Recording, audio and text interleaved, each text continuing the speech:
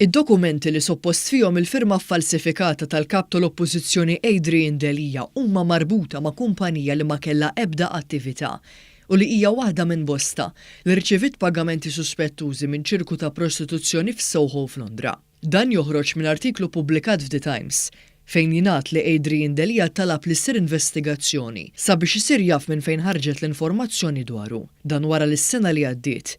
L-Aġenzija kontra l-ħasil tal-flus l-FIU konkludiet illi hemm suspett raġonevoli li l-kap nazzjonalista fil-bidu ta' snin 2000 kien involut f'ċirku ta' ħasil ta' flus. Dawn il-pagamenti li ammontaw għal €9,000,000 ġew iddepożitati fil-kont bankarju li kellu Adrian Delija f'Jersey.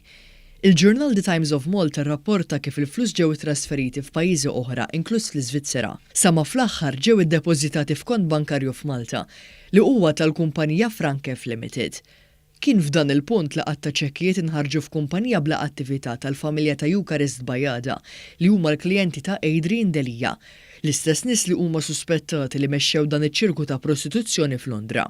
Il-gazzetta qalet li minn informazzjoni moddija mill-Bank of Valletta lill-FIU sabet li Frankef Limited irċevit pagamenti li ammontaw għal 25,000 lira Maltin li huma ekwivalenti għal €75,000 f'ċekkijiet li ġew minn dan il-burdel f'Londra. Bis-sorsi tal-Gazzetta Times of Malta jiżvelaw kif Adrian Delija u Chris Bajada kienu wkoll involuti f'numru ta' kumpaniji oħra.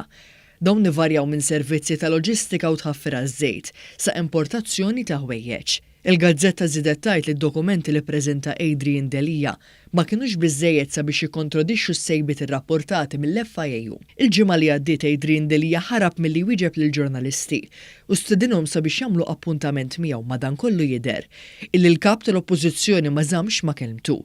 Min kellu ntbatulu d-domandi u sensiela ta' tfakkiriet sabiex iwieġeb, sa issa baqa' jaħrabhom. Bil-kellim tiegħu jgħid li mhux prudenti li jidħol f'ċertu dettalji speċifiċi, bl-iskuża li qatt hemm inkjesta maġisterjali għaddejja.